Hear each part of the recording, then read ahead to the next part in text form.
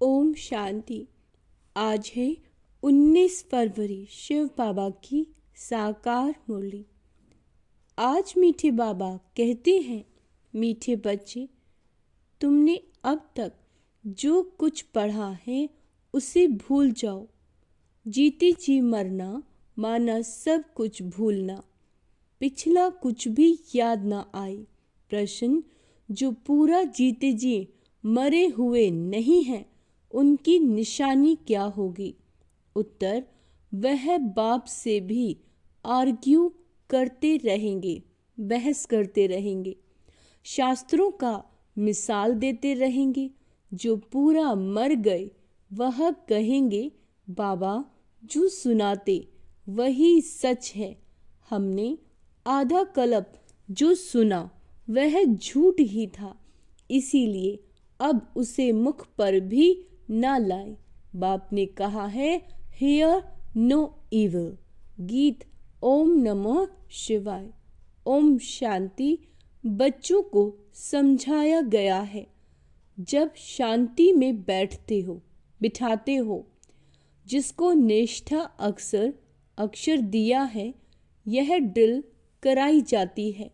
अब बाप बैठ रूहानी बच्चों को समझाते हैं कि जो जीते जी मरे हैं, कहते हैं हम जीते जी मर चुके हैं।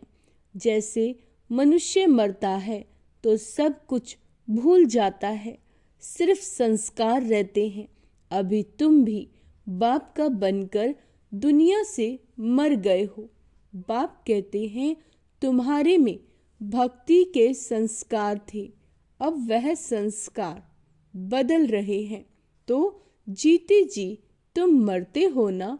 मरने से मनुष्य पढ़ा हुआ सब कुछ भूल जाता है, फिर दूसरे जन्म में नए सिरे पढ़ना शुरू होता है। बाप भी कहते हैं, तुम जो कुछ पढ़े हुए हो वह भूल जाओ। तुम तो बाप के बने हो ना। मैं तुमको नई बात सुनाता हूँ। तो अब वेद शास्त्र ग्रंथ जप तप आदि ये सब बातें भूल जाओ। क्या कहते हैं बाबा? ये सब ग्रंथ वगैरह जप तप भूल जाओ। इसीलिए ही कहा जाता है, hear no evil, see no evil. यह तुम बच्चों के लिए है। कई बहुत शास्त्र आदि पढ़े हुए हैं, पूरा मरे नहीं हैं, तो फालतू आर्ग्यू करेंगे। मर गए फिर कभी आर्ग्यू नहीं कहेंगे। कहेंगे बाप ने जो सुनाया वही सच है, बाकी बातें हम मुख पर क्यों लाएं? बाप कहते हैं, यह मुख में लाओ ही नहीं। Hear no evil. बाप ने डायरेक्शन दिया ना, कुछ भी सुनो नहीं, बोलो अभी हम ज्ञान सागर के बच्चे बने हैं। तो भक्ति को क्यों याद करें? हम एक भगवान को ही याद करते हैं। बाप ने कहा है, भक्ति मार्ग को भूल जाओ। मैं तुमको सहज बात सुनाता हूँ कि मुझ बीज को याद करो। किसको याद करना है? बीज को याद करो, तो झाड़ सारा बुद्धि में आ जाएगा। तुम्हारी मुख्य है गीता। गीता में ही भगवान की समझानी है। अब ये है नई बात। नई बात पर हमेशा ज्यादा ध्यान दिया जाता है भी बड़ी सिंपल बात। सबसे बड़ी बात है याद करने की। घड़ी घड़ी कहना पड़ता है, मन मनाभव। बाप को याद करो, यही बहुत गुह्य बातें हैं। इसमें ही विघ्न पड़ते हैं। बहुत बच्चे हैं जो सारे दिन में 2 मिनट भी याद नहीं करते। बाप का बनते भी अच्छा कर्म नहीं करते तो याद भी नहीं करते। विकर्म करते रहते हैं, बुद्धि में बैठता ही नहीं, तो कहेंगे यह बाप की आज्ञा का निरादर है। पढ़ नहीं सकेंगे, वह ताकत नहीं मिलती। जिस्मानी पढ़ाई से भी बल मिलता है ना। पढ़ाई है सोर्स ऑफ इनकम। शरीर निर्वाह होता है सो भी अल्पकाल के लिए। कई पढ़ते पढ़ते मर जाते हैं तो वह पढ़ाई थोड़े ही साथ ले जाएंगी। दूसरा जन्म ले फिर नए सिरे से पढ़ना पड़े, यहाँ तो तुम जितना पढ़ेंगे वो साथ ले जाएंगे, क्योंकि तुम प्रारब्ध पाते हो दूसरे जन्म में। बाकी तो वह सब है भक्ति मार्ग। क्या क्या चीजें हैं ये कोई नहीं जानते। रूहानी बाप तुम रूहों को बैठ ज्ञान देते हैं। एक ही बार सुप्रीम रूह आकर रूहों को नॉलेज देते हैं, जिससे विश्व के मालिक बन जाते हैं। भक्ति मार्ग में स्वर्ग थोड़े ही होता है। अभी तुम धनी के बने हो।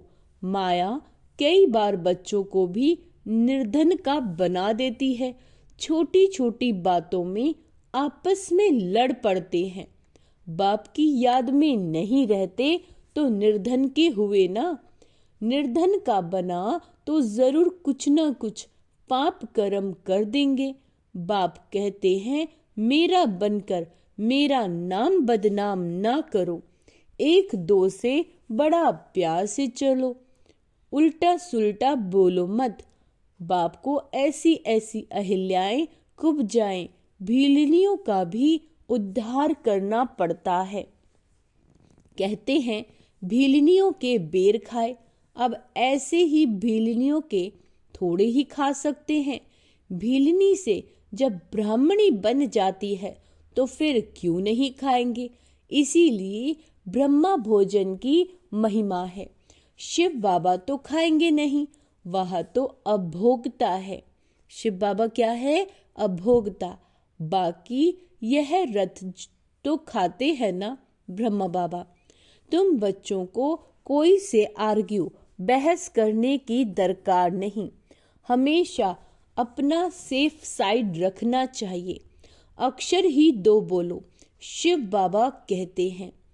शिव बाबा को ही रुद्र कहा जाता है। रुद्र ज्ञान यज्ञ से विनाश ज्वाला निकली तो रुद्र भगवान हुआ ना।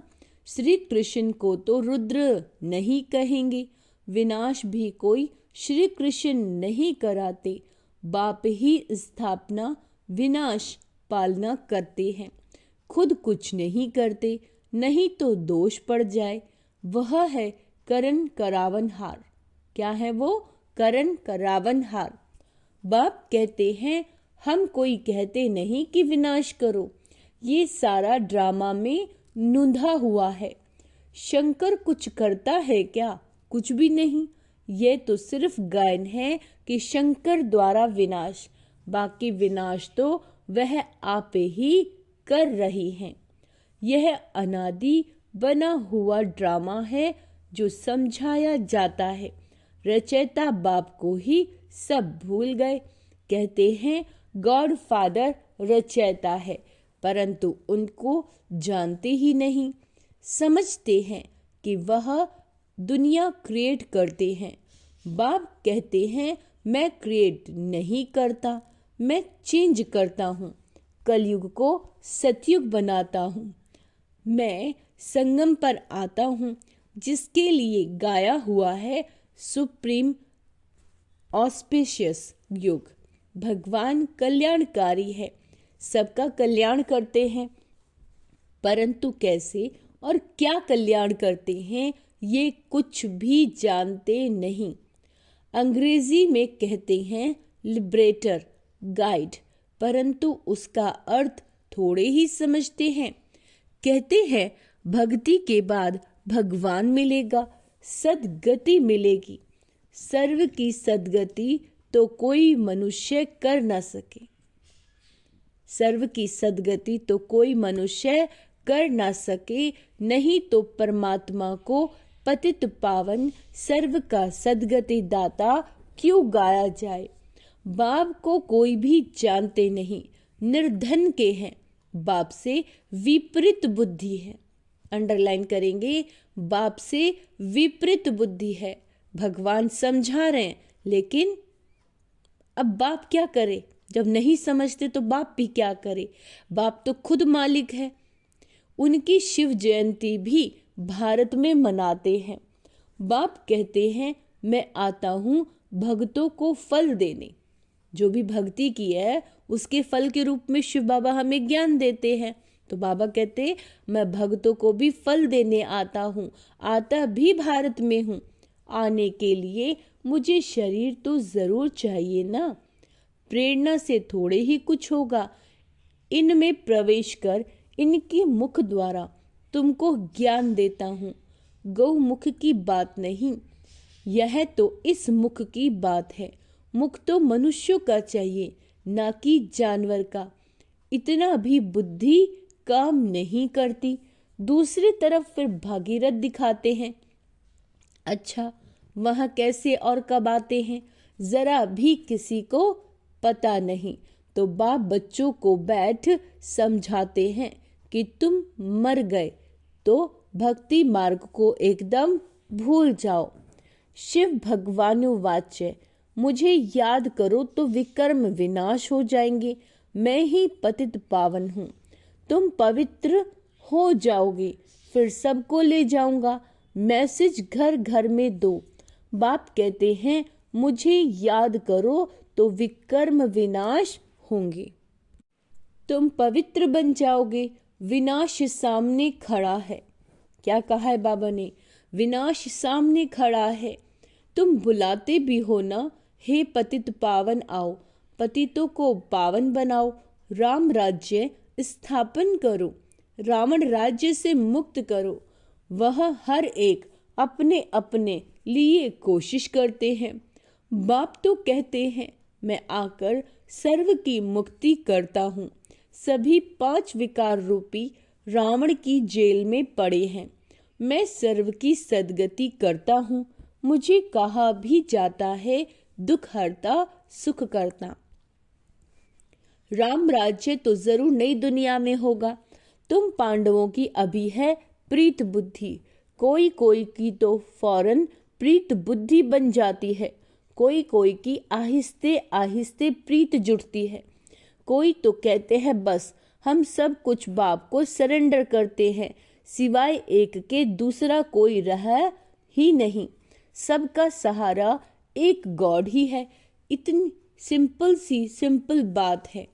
बाप को याद करो और चक्र को याद करो तो चक्रवर्ती राजा रानी बनेंगे। क्या कहा है बाबा ने? बाप को याद करो और चक्र को याद करो तो चक्रवर्ती राजा रानी बनेंगे। यह स्कूल ही है विश्व का मालिक बनने का। तब चक्रवर्ती राजा नाम पड़ा। चक्र को जानने से फिर चक्रवर्ती बनते हैं। यह बाप ही समझाते हैं। बाकी आर्ग्यू कुछ भी नहीं करनी। किसी से बहस मत करो। बोलो भक्ति मार्ग की सब बातें छोड़ो। बाप कहते हैं सिर्फ मुझे याद करो। मूल बात ही है यह। जो तीव्र पुरुषार्थी होते हैं वो जोर से पढ़ाई में लग जाते हैं। जिनको पढ़ाई का शौक होता है वह सवेरे उठकर पढ़ाई करते हैं। भक्ति वाले भी सवेरे उठते हैं, नौधा भक्ति कितनी करते हैं। जब सिर काटने लगते हैं तो साक्षात्कार होता है। यहाँ तो बाबा कहते यह साक्षात्कार भी नुकसानकारक है। साक्षात्कार में जाने से पढ़ाई और योग दोनों बंद हो जाते हैं, टाइम वेस्ट हो जाता है। इसीलिए ध्यान आदि का शौक तो बिल्कुल नहीं रखना। यह भी बड़ी बीमारी है जिससे माया की प्रवेशता हो जाती है। जैसे लड़ाई के समय न्यूज़ सुनाते हैं तो बीच में ऐसी कुछ खराबी कर देते हैं जो कोई सुन न सके। माया भी बहुतों को विघ्न डालती है, बाप को याद करने नहीं देती। समझा जाता है इनकी तकदीर में विघ्न है। देखा जाता है माया की प्रवेशता तो नहीं है। बेकायदे तो नहीं कुछ बोलते तो फिर झट बाबा नीचे उतार देंगे। बहुत मनुष्य कहते हैं हमको सिर्फ साक्षात्कार हो तो इतना सब धन माल आदि हम आपको दे देंगे। बाबा कहते ये तुम अपने पास ही रखो। बाबा को कहते हैं बच्चे कि हमें साक्षात्कार हो जाए तो हम इतना धन दे देंगे। तो बाबा कहते हैं ये तुम अपने पास ही रखो, भगवान को तुम्हारे पैसों की क्या दरकार रखी है। बाप तो जानते हैं इस पुरानी दुनिया में जो कुछ है सब भस्म हो जाएगा। बाबा क्या करेंगे? बाबा के पास तो फुरी फुरी बूंद बूंद तालाब हो जाता है ना। बाप के डायरेक्शन पर चलो, हॉस्पिटल कम यूनिवर्सिटी खोलो जहां कोई भी आकर विश्व का मालिक बन सके। 3 पैर पृथ्वी में बैठ तुमको मनुष्य से, नर से नारायण बनना है, परंतु 3 पैर पृथ्वी के भी नहीं मिलते हैं। बाप कहते हैं मैं तुमको सभी वेदों शास्त्रों का सार बताता हूँ। यह शास्त्र है सब भक्ति मार्ग के। बाबा कोई निंदा नहीं करते हैं। ये तो खेल बना हुआ है, यह सिर्फ समझाने के लिए कहा जाता है तो फिर भी खेल ना। खेल की हम निंदा नहीं कर सकते। हम कहते हैं ज्ञान सूर्य, ज्ञान चंद्रमा, तो फिर वह चंद्रमा आदि में जाकर ढूंढते हैं। वहां कोई राजाई रखी है क्या? जापानी लोग सूरज को मानते हैं, हम कहते हैं सूर्यवंशी। वह फिर सूर्य की बैठ पूजा करते हैं, सूर्य को पानी देते हैं। तो बाबा ने बच्चों को समझाया और कोई बात में जायज़ी आर्ग्यू नहीं करनी है, बात ही एक सुनाओ। बाप कहते मामी कम याद करो तो पावन बनेंगे। अभी रावण राज्य में सभी पतित हैं, परंतु अपने को पतित कोई मानते थोड़ी हैं। बच्चे तुम्हारी एक आंख में शांति धाम, एक आंख में सुख धाम, बाकी इस दुख धाम को भूल जाओ, है ना। बाबा कहते तुम हो चैतन्य लाइट हाउस। अभी प्रदर्शनी में भी नाम रखा भारत दी लाइट हाउस, लेकिन वह कोई थोड़े ही समझेंगे। तुम अभी लाइट हाउस हो ना। पोर्ट पर लाइट हाउस स्टीमर को रास्ता बताते हैं, तुम भी सबको रास्ता बताते हो मुक्ति और जीवन मुक्ति धाम का। जब कोई भी प्रदर्शनी में आते हैं तो बहुत प्रेम से बोलो गॉड फादर तो सबका एक है ना। गॉड फादर या परम पिता कहते हैं कि मुझे याद करो तो जरूर मुख द्वारा कहेंगे ना। ब्रह्मा द्वारा स्थापना, हम सब ब्राह्मण ब्राह्मणियां हैं।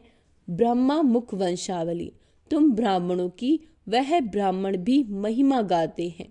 ब्राह्मण देवताय नमा, ऊंची ते उच्च है ही एक बाप। वह कहते हैं मैं तुमको ऊंची ते उच्च राजयोग सिखलाता हूँ जिससे तुम सारे विश्व के मालिक बनते हो। वह राजाई तुमसे कोई छीन ना सके। भारत का विश्व पर राज्य था।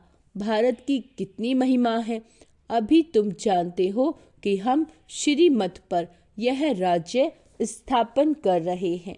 अच्छा, मीठे मीठे से लदे बच्चों प्रति माता पिता बाप दादा का याद प्यार और गुड मॉर्निंग। रूहानी बाप की रूहानी बच्चों को नमस्ते। हम रूहानी बच्चों की रूहानी माता पिता बाप दादा को याद प्यार गुड मॉर्निंग नमस्ते मीठे बाबा, शुक्रिया बाबा शुक्रिया। धारणा के लिए मुख्य सार। तीव्र पुरुषार्थी बनने के लिए पढ़ाई का शौक रखना है। सवेरे सवेरे उठकर पढ़ाई पढ़नी है। साक्षात्कार की आश नहीं रखनी है, इसमें भी टाइम वेस्ट हो जाता है। बाबा कहते शांति धाम और सुख धाम को याद करना है, इस दुख धाम को भूल जाना है। बाबा कहते किसी से भी आर्ग्यू यानी बहस नहीं करनी, प्रेम से मुक्ति और जीवन मुक्ति का रास्ता बताना है।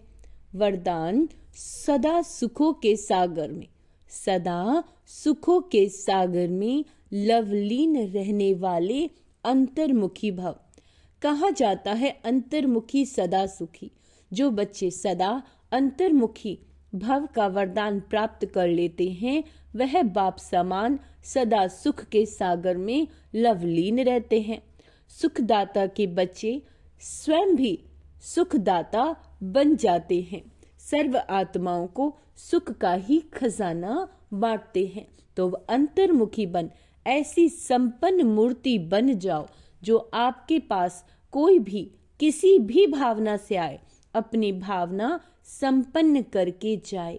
जैसे बाप के खजाने में आप प्राप्त कोई वस्तु नहीं, वैसे आप भी बाप समान भरपूर बनो। स्लोगन है रूहानी शान में रहो। रूहानी शान में रहो तो कभी भी अभिमान की फीलिंग नहीं आएगी। अव्यक्त इशारे एकांत प्रिय बनो। एकता और एकाग्रता को अपनाओ। अपने को सदैव अंडरग्राउंड अर्थात अंतर्मुखी बनाने की कोशिश करो। अंडरग्राउंड भी सभी कारोबार चलती है, वैसे अंतर्मुखी होकर भी कार्य कर सकते हैं। अंतर्मुखी होकर के कार्य करने से एक तो विघ्नों से बचाओ, दूसरा समय का बचाओ, तीसरा संकल्पों का बचाओ। वह बचत हो जाएगी। एकांतवासी भी और साथ साथ रमणीकता भी इतनी ही हो। अच्छा, ओम शांति। आज का सोमान अभ्यास करना है। मैं एकांतवासी हूँ, मैं अंतर्मुखी आत्मा हूँ, मैं अंतर्मुखी सदा सुखी। और बाबा ने क्या कहा है, किसी से आर्ग्यू नहीं करनी है, अपने घर को यानी शांति धाम को याद करना है और स्वर्ग को याद करना है। और क्या सोमान का अभ्यास करना है साथ के साथ, मैं तीव्र पुरुषार्थी हूँ। अच्छा, ओम शांति।